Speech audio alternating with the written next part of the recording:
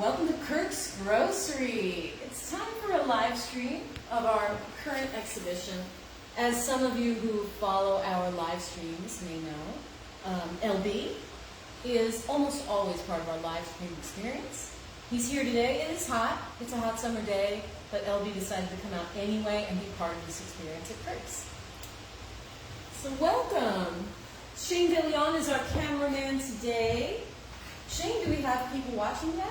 We do. We have one person. I don't know who it is. It just says one person. Okay. Two people.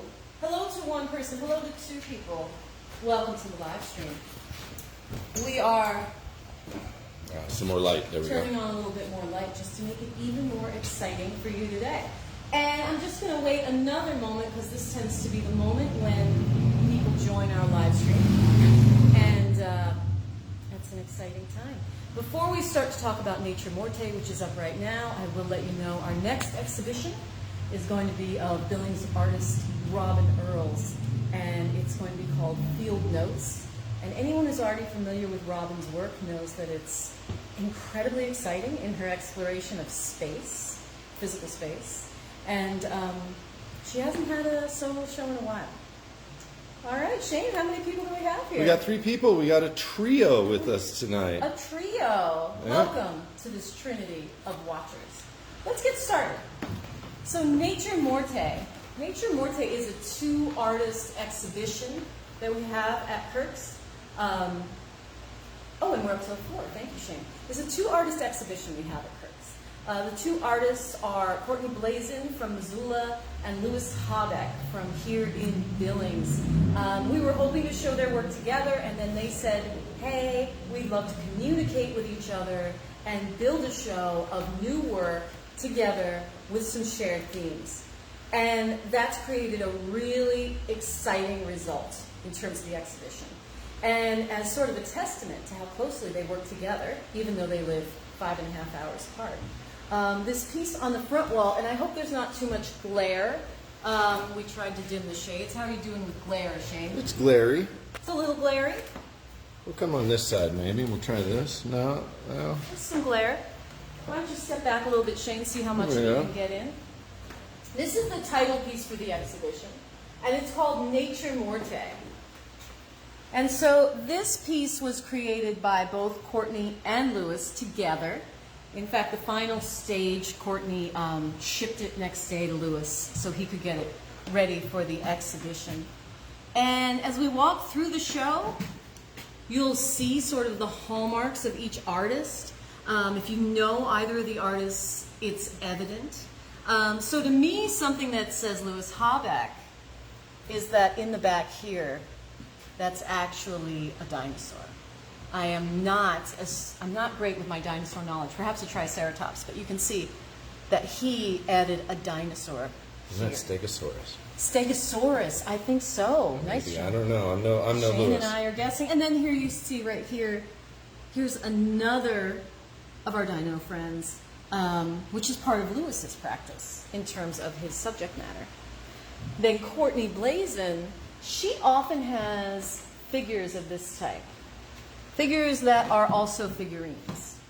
And her color palette, she uses pastel pencil and marker. And her color palette, as you can see, has a very, very cool feel.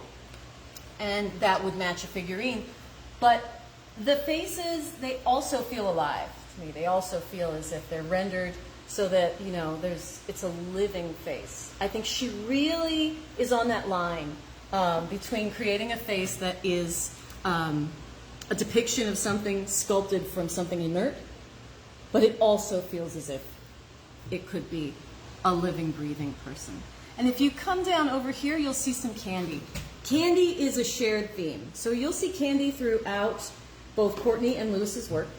And if you come up, you'll see a butterfly, another shared theme across both of their work. For this exhibition, they decided to share those themes. Well, since I've looked at this work so much, I'm noticing that this black smudge here was probably made by Louis behind. So he threw up that, and maybe that Stegosaurus, which he said on the comments, Louis backed me up.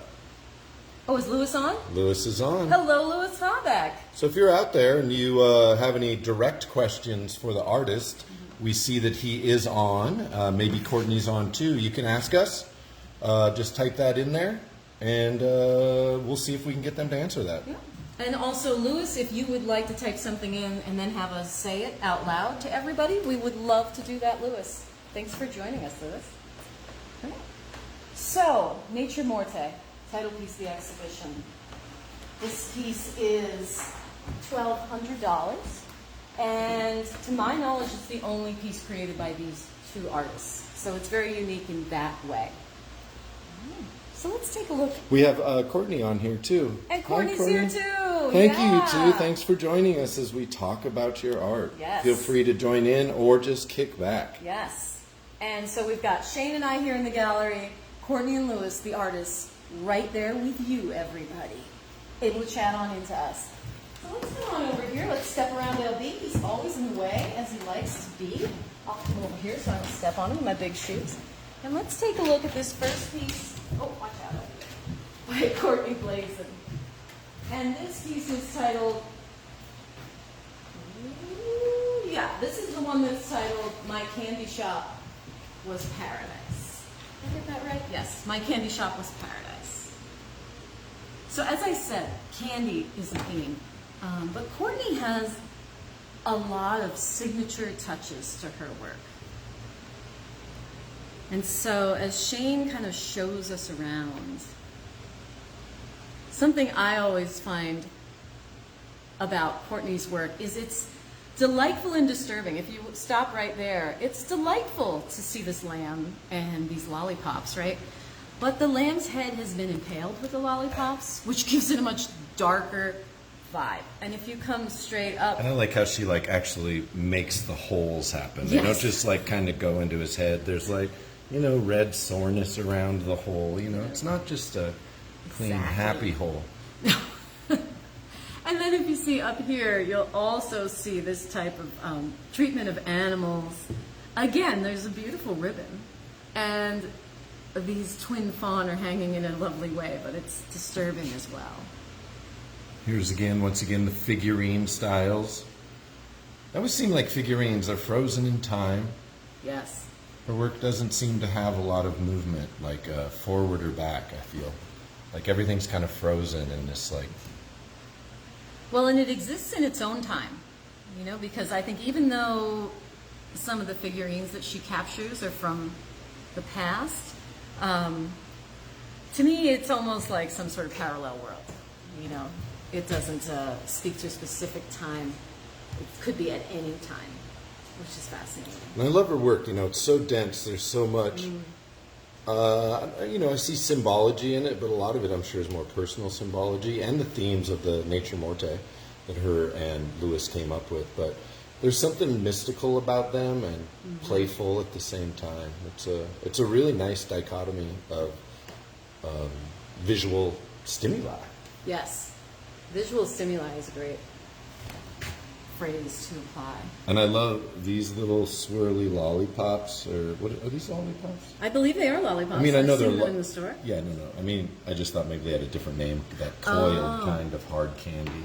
I don't know the name for that kind of lollipop, but I feel like it's the kind of thing like this, like the title refers to, a candy shop. Yeah. You don't see that at the supermarket, right? Those lollipops are in a candy shop, which could be of any size and scale. Could be from the 19-teens, could be from today. Yep. All right, let's take a look at this next piece here. And this next piece is With Voices of That Ambiguous Sea. With Voices of That Ambiguous Sea.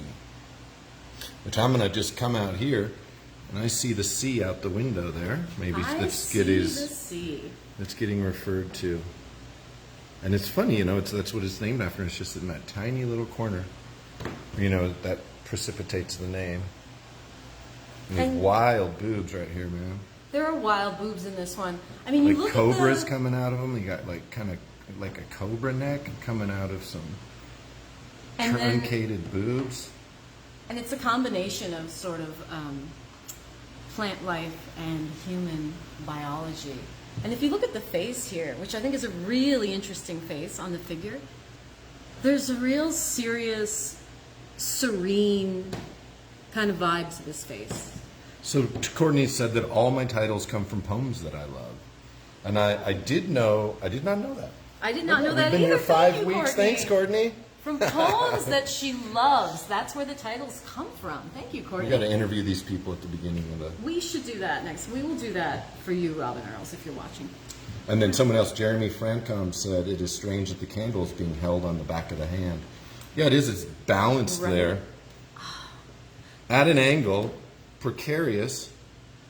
And Courtney's work, you know, if you're looking at a piece, especially I've seen some of her larger pieces, it seems like every time you come back to it, there's a discovery there. Oh, yeah. And Every that's time a I've looked discovery at just these... like that.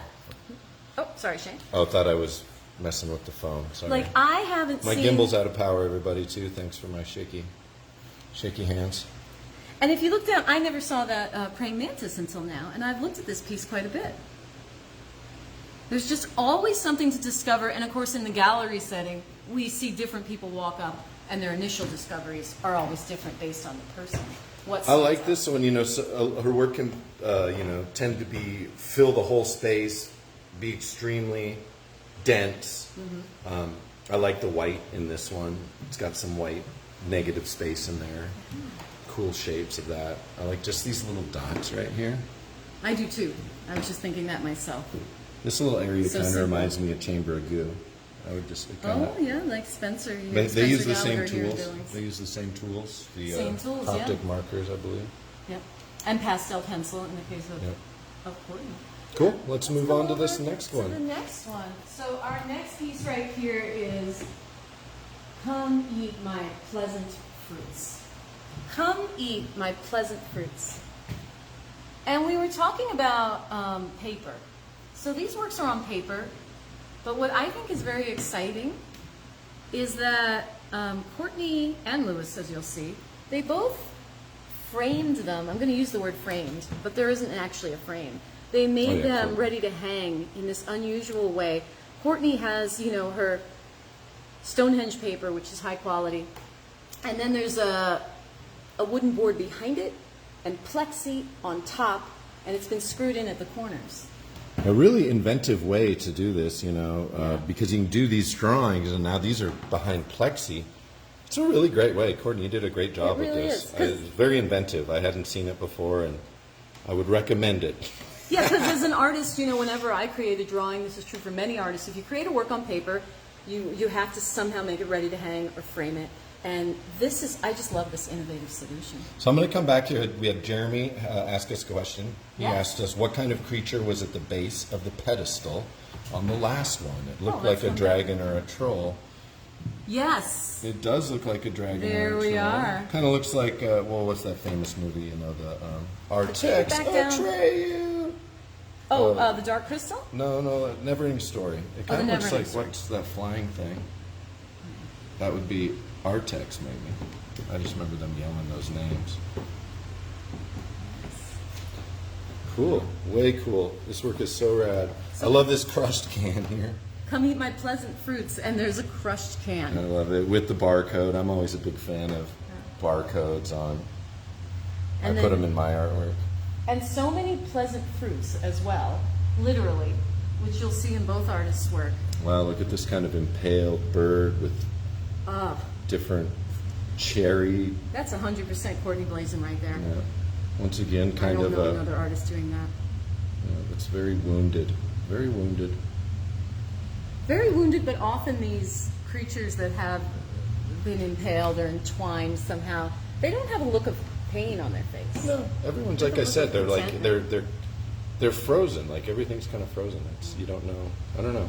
And this one is a bit of a border where this candle on the edge comes up to a flame to a line that comes around, and I think that's Oh yeah, that's a nice technique. that's something that makes this piece different from the others that we have in this exhibition as well.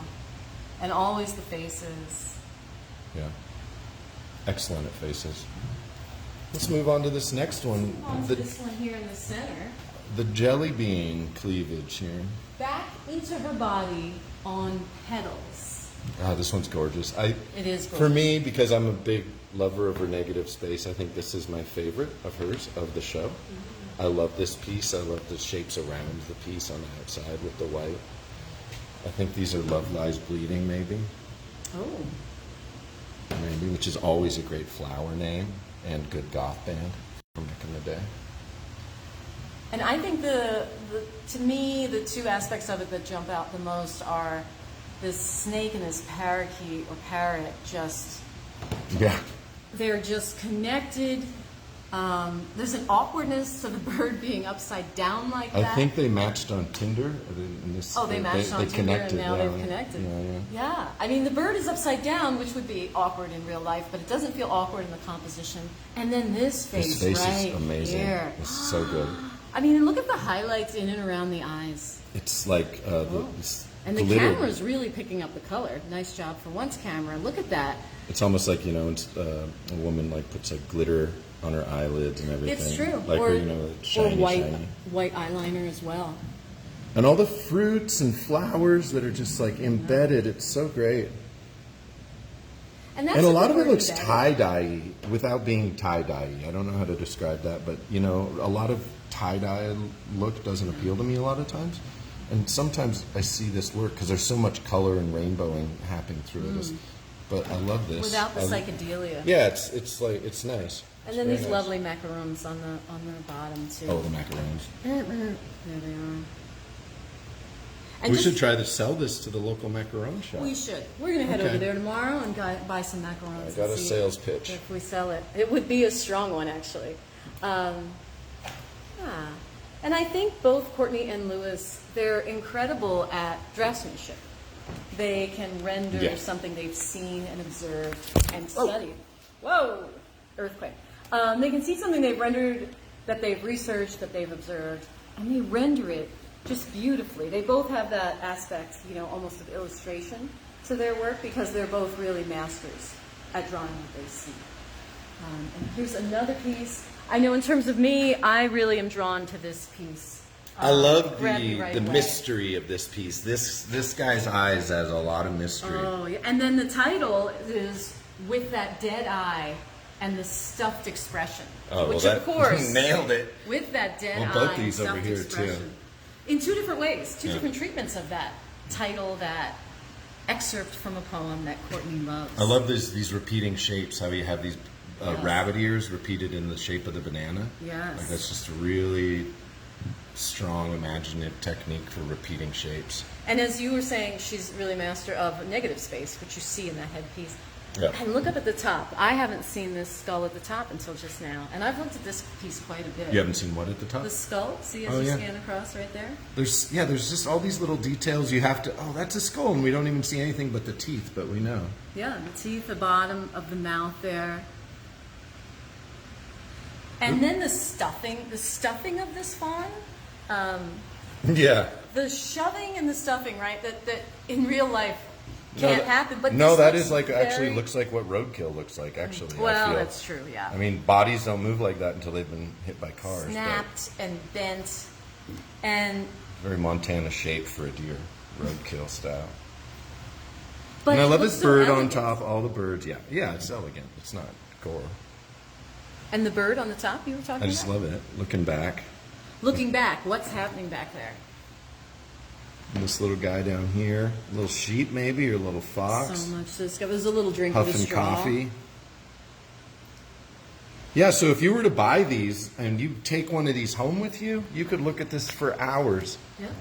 $500 each. And the pieces on this wall are all available for $500, which is a great price for Courtney's work. And as we said, it can go right up on your wall.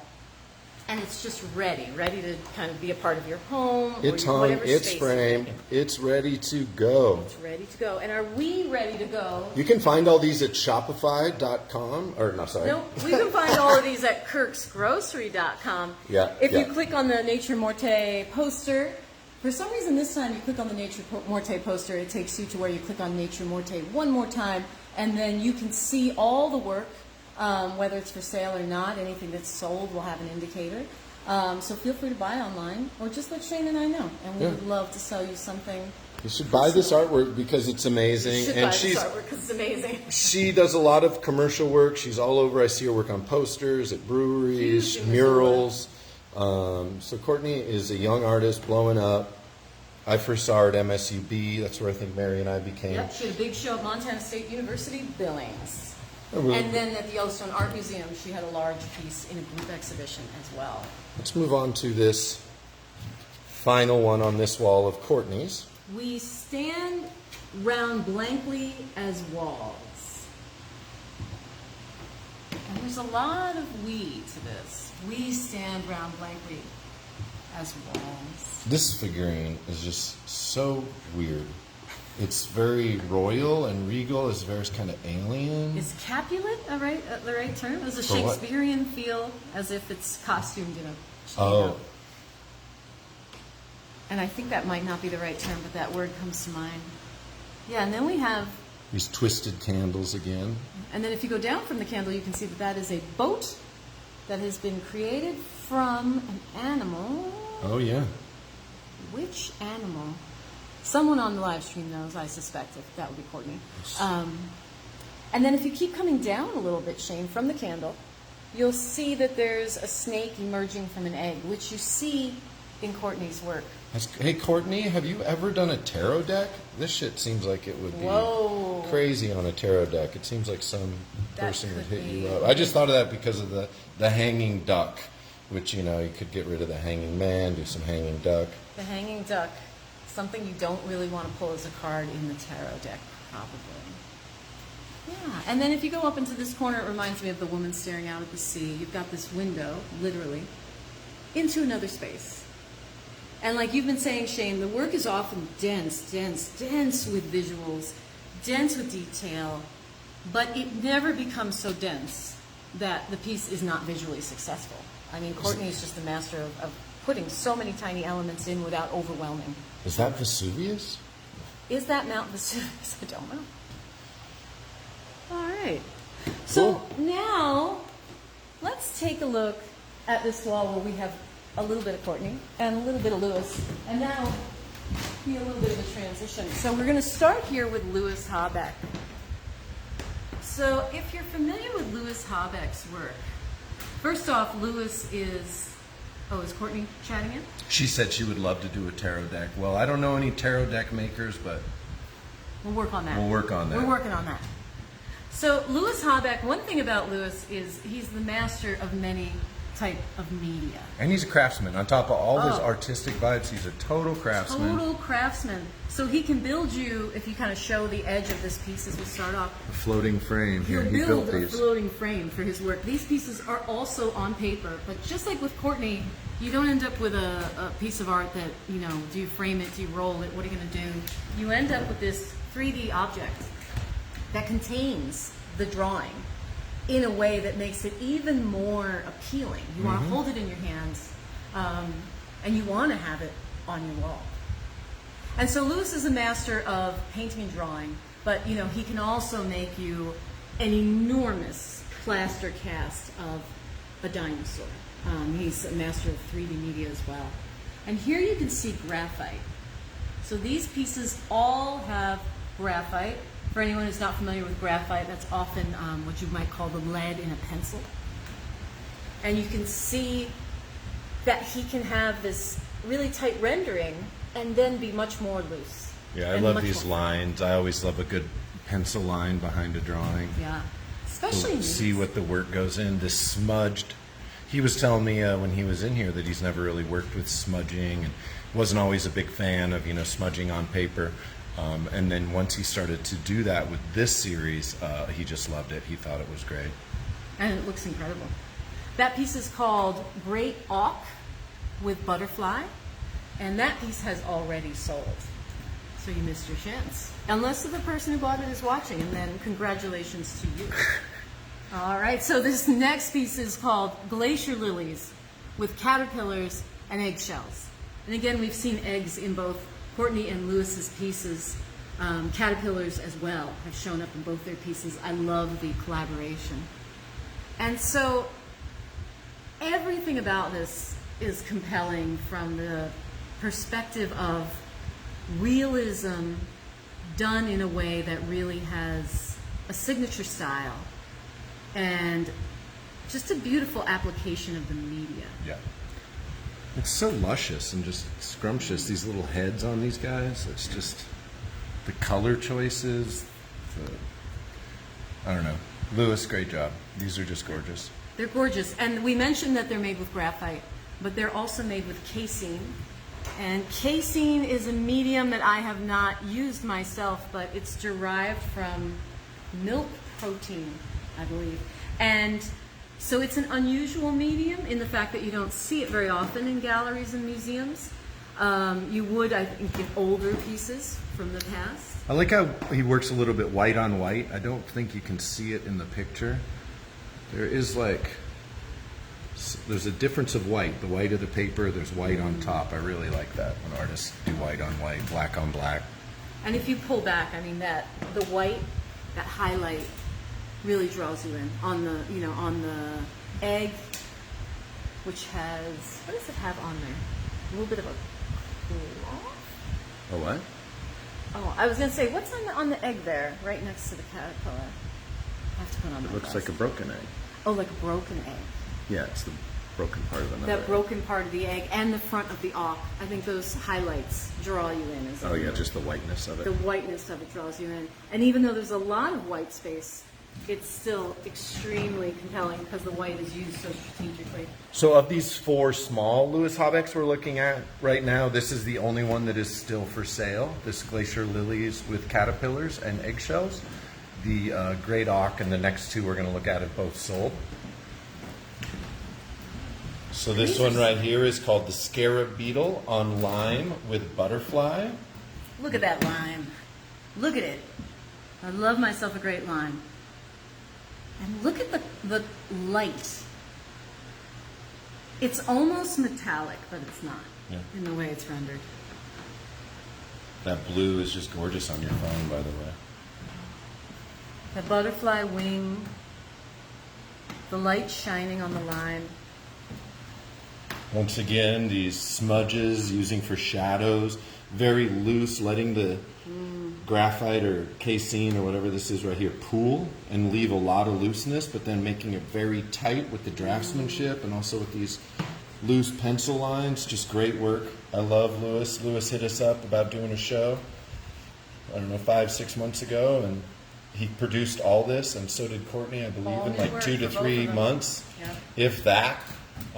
Worked very fast. I'm really proud of this show. They did a great job. Hoping Billings shows up, gets a few more pieces, or heads over to the website. Yeah. Buy this stuff, Billings. The world, I guess this is the internet. Buy Although this these stuff. 2 pieces have been sold. This piece has been sold as well. This piece is Stegosaurus figurine with butterfly.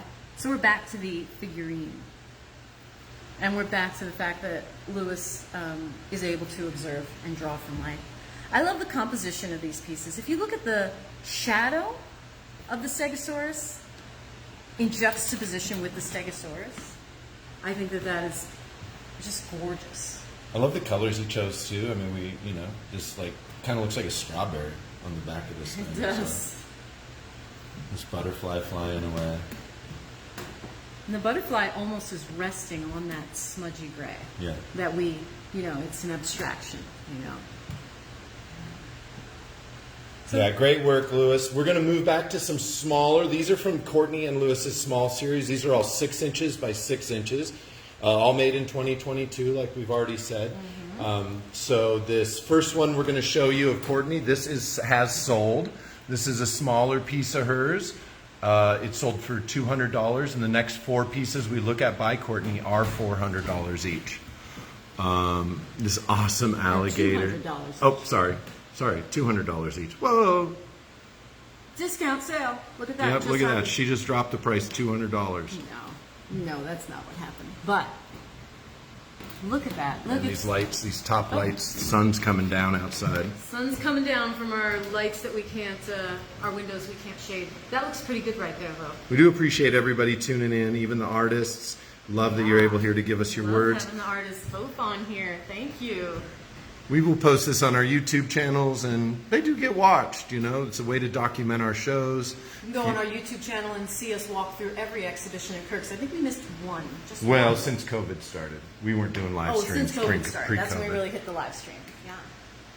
And what I like about these small pieces by Courtney, this damn 6x6, this foam, is that as opposed to the 12x12 pieces we saw in the beginning, there isn't all that detail. Yeah. There's You're a right. focus on sort of one singular.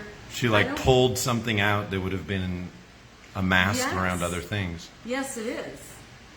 So yeah, this could easily be within another piece of hers, but now there's this focus on it, so that you really look at the color and the modeling. I love this guy's face. His face, that expression, and the colors on the egg. I don't even understand what's happening in the colors on the egg. The blending.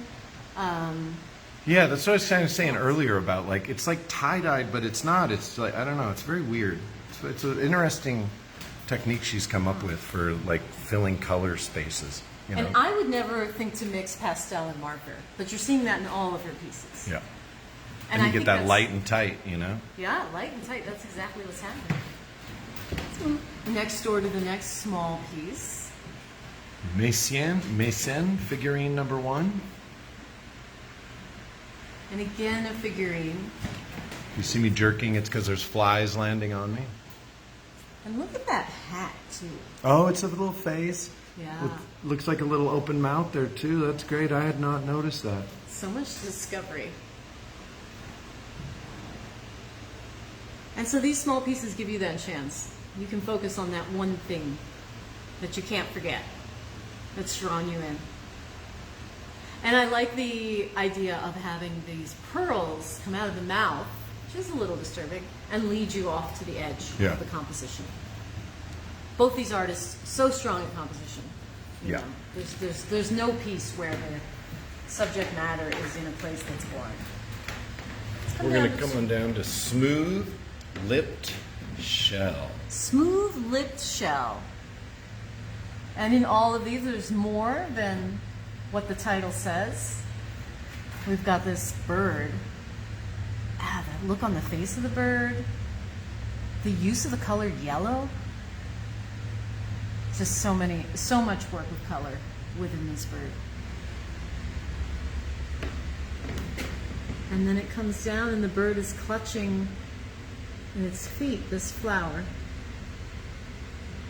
I like the simplicity of these small pieces because they still kind of feature, they're still packed with details. It's just the detail is within each item as opposed to the detail of there's no background. All these are isolated. Yeah. The image is isolated from a background. Smooth lipped shell. $200. Sorry, arms getting a little tired here. I'm gonna rest. I can like also this. be the cameraman for I Dandy. got it for a sec. Now Candy. Candy keeps coming up, and Candy is Dandy. That's the name of this one. Is Candy is Dandy. So we've got this figure. I love this so much. He's like blowing a little bubble pipe that has jelly beans, or I don't know. I love it. And then a top jelly bean emanates this kind of brilliant sparkle. Really, really amazing. It's a very dandy time being had, I would say. Yeah. I don't fully understand the tilted teacup on the top. I mean, you know, there's so much to wearing just it like spend a time with. backpack, yeah. Yeah. And now that she tells me it's like her, you know, she was saying earlier about all the titles come from poems. It's very poetic work. You could write, if you gave like, you know, an 8-year-old a piece of paper and just had said, describe this, it would probably come out very poetic. You know, you got white werewolf blowing bubbles with the teacup candy. You know, it's like tons of great. That's true. Just Tons of great describing poetry it is is coming. poetry. It's like surreal poetry, yeah. And it's circular. Visual surreal poetry. Kind of title inspired by poetry, and then the work itself creates more poetry. So Shane, do you want me to be the cameraman for these large Yeah. pieces by Louis Habeck? I'm swatting flies here. It's a little warm here at Kirks. Let's dig into the 12 by 12 pieces of Louis Habeck. So I'm going to rest here for just a moment and let you take a look at this first piece. Shane, what's the title of this first piece here? That piece right there is called Snail on Striped Candy with Butterfly. Snail on striped candy with butterfly. Louis tells you everything that you need to know. And this piece right here, very popular. We probably could have sold it a few times over. It did sell. These were. And let's come on $300 in. each. Let's come on in and look at this candy. Look at the treatment of this candy. I think they have a lot of mystery to their work, a lot of poetry to their work. I think that's where they connect, you know? I mean, Courtney Blazon says, geez Louise, that's so good. And I concur. I mean, geez Louise. Well, he does all this tight work and then he leaves it loose. That's a really hard. I mean, here's to an do. example here. That antenna of the snail, is antenna the right word? It is not. I'm sure it is not. Sure it is not. Maybe Louis. It is the seeking, probing part of the snail's head and this butterfly and then the more loose work. And you can see the treatment of the surface. And then over here, take a look at the shell. The snail itself has like a candy shell.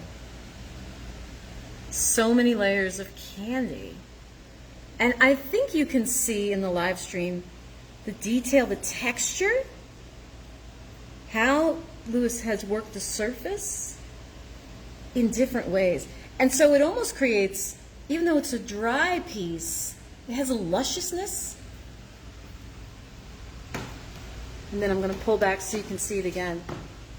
So even though this isn't packed with details of specific items, I feel like with Louis's work, I just want to explore areas and let my eyes sit in those areas and kind of suss them out and then pull back and see how, like a lot of really amazing artists who do work that's more representational, the abstraction of how he works small when you pull back creates an image that's very recognizable, feels right in the lived world. So let's come over. Who's in the mood for bananas? Everybody likes a good banana. This is Butterfly and Moth on bananas. Butterfly and moth on bananas. We go great in my mother's kitchen. She actually loves yellow and she loves butterflies and bananas. I've thought about getting that for my mother, this one. Ah, Camille sours. I think my mom's art collection is full. Take a look at the different treatment of yellow on the moth and on the butterfly.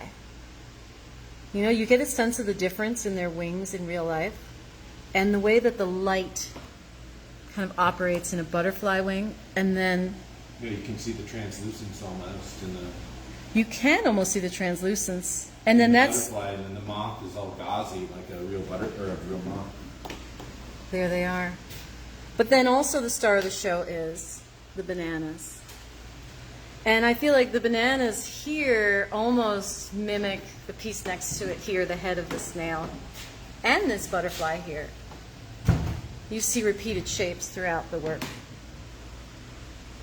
And I think there's something about a banana that's rotting. The colors, you can almost smell it. And then again, you see this beautiful loose work here. Ooh, Michael Jackson going by in the car. And both of these were from life, Louis just told us. So this piece and this piece were drawn from life, which is amazing. So Louis had some rotting bananas, and instead of just throwing them away, he used them to his advantage as an artist. Thanks for doing that, Louis. So now let's come on over here to the third piece on this wall. Shane, I am going to back up just a little bit. I'm going to see if I can get this whole wall for a second before we continue to focus. It's a bit of an odd angle. But we do have 6 pieces on this wall, 12 by 12. We did the same for Courtney and Louis. Bit of a parallel. All right, sorry, that was my friend the fly. And take a look at this piece. Another one that's sold of Louis's. Look at the motion. To me, I feel the motion of this piece. Yeah, you can feel that piece of candy rolling, and then it's like a trained dog when they walk on a ball, but we got some scarab beetles down there. And like I feel the strength of the scarab beetles as they engage with this piece of candy as well. You know, you get a sense of the gravity. You get a sense of the motion and the effort. And I think by choosing 3, you get this really nice, it's a bit of like a triangular composition, and then behind it, it's almost like the shape of a heart. And then take a look at this swirl. You can just stare at this swirl for days. Yeah. The delicate feet of the beetle. The reflection of the light on the candy itself. Yes. And the reflection of the light on the legs. And you can see, I think even better with this camera than I can with my eye, his use of blues in this piece. So dark. It's so dense. It's so dark, rich. yeah. But then when you get in, you see all the blues. Gorgeous, gorgeous work. Now you really see the technique of spheres and shading with these pieces. You do. You can see all the pencil work. You can see. I don't know. It's great. It is like a love affair with a sphere. And speaking of spheres, we also have our friends' eggs. Eggs with scarab beetle and butterflies. And these, Louis had told me, these are real size. So this is an ostrich, I believe he said. Ostrich egg. Yes. He told me I'm all quail egg. Quail The egg. second smallest one was a goose egg, maybe? I don't know. We're doing a lot of guessing. Maybe Louis is currently doing a lot of typing to counteract all of our guessing. We have all different types of eggs and ostrich eggs. So this is the largest. So they're all in scale to one another. Is that what you're saying? Yeah. Yeah. And then again, we were just talking about kind of the strength of the insect here. All that blue. So All blue the is black. blue, all the blues. And then speaking of the strength of the blue, here's the butterfly right here. And again, just the incredible treatment of the wing, the antenna, up over this way, over the ostrich egg. There's another butterfly. And I like this because it kind of reveals some beautiful line work that might be covered up in some of the others a bit more. So you can understand sort of the structure of the drawing. So much use of dark and light. I would say chiaroscuro. Would you say that, Shane? Chiaroscuro? Sure. Yeah. No, I think I don't know. Yeah, this is pretty black up in here. Negative space in Gives here. that strong light, isn't it? Yeah, it's pretty. I'm just throwing out terms here because Oh, we're yeah, let's awed get by the arty. beauty. Let's get what? Arty. Let's get arty. It's that point. We're nearing the end of our live stream. It's time to get arty. All right. Now, this next one was the cover model of our latest newsletter. So maybe all of you are thinking, let me think about that newsletter. I have memorized it. What was the cover? And This one, was the cover. This is the one. This is amazing. Another incredible composition. It's candies, it's shells. A lot of times it looks like planets to me, like a solar system with all those little candies. That one Look just popping at off. that. You know how small That this is flying is? at you like Santa at Christmas. Oh man, this is so small. I kind of want to make a joke like a Yo Mama joke. This is so small. How small is it? Your mama's small. Shane, how small is this one? Smaller than your mama's thumbnail. It's true. Smaller than your mama's eyeball. Smaller than your mama's favorite ladybug.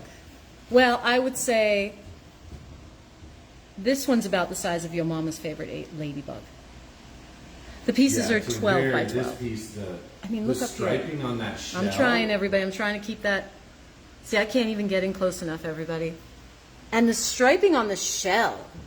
So strong. That pattern is so strong. Look So at that. engaging. So And it's so gorgeous when you zoom in. And look at these two patterns as they interact with one another. yeah. And we're going to come up. Look here, hidden back behind it. Another beautiful candy. Candy bombardment of the shell. Candy bombardment. And then, and we don't want to like ignore the star of the show right here as well. This is another part of this drawing, this casein and graphite piece. That's unbelievable. And that is not the glare of any plexi. Lewis's pieces do not have glass over them. So this is the light source that he's rendering for you, that highlight right there. And again, just here's the beautiful graphite work. So beautifully done. And what was the title of that again, Shane? This one was Empty Nautilus Shell with Striped Candy. Empty Nautilus Shell with Striped Candy. And is this one still for sale? That one is still for sale. Still for sale. How much? These are $300 each. $300 each. Did you hear that? Find them at kirksgrocery.com. Find them at kirksgrocery.com. Or just comment right now, I want this. Yes, and you can also say, I want this, comma, man, and we will respond to that as well. Now, I am a big fan of this because... This curve on this cane. This curve on this cane. That might be what I would title it. It's like the poetry of Courtney's work. This curve on this cane. This curve on this candy cane. The dinosaur looks gummy. He look gummy stegosaurus with candy cane. I want to eat him. Where is that gummy stegosaurus? Oh, there it is. The gummy stegosaurus, the candy cane, this pile of hard candies, the kind of hard candies that my great-grandmother would love to consume at any moment. And look at these details. This is kind of the limit of what the phone will show. Look at these details. We're okay with light because we don't have glare. Ah. And let's take you over right here.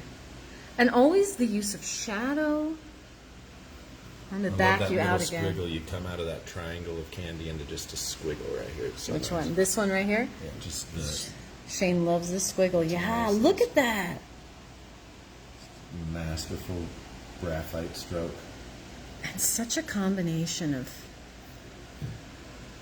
When you really look at this, like you get up close, you get to see all the work that goes into making those curves and those spheres. And then he leaves that there for us to see. I love it. And you can see all the hard work. You can see the texture when you get in close, right? And you can see the texture of the surface, maybe of the white, maybe that's gouache, maybe it's casein. I think it's just casein. Whoa, hey there. We want to stay focused. I think it's just the casein and the graphite.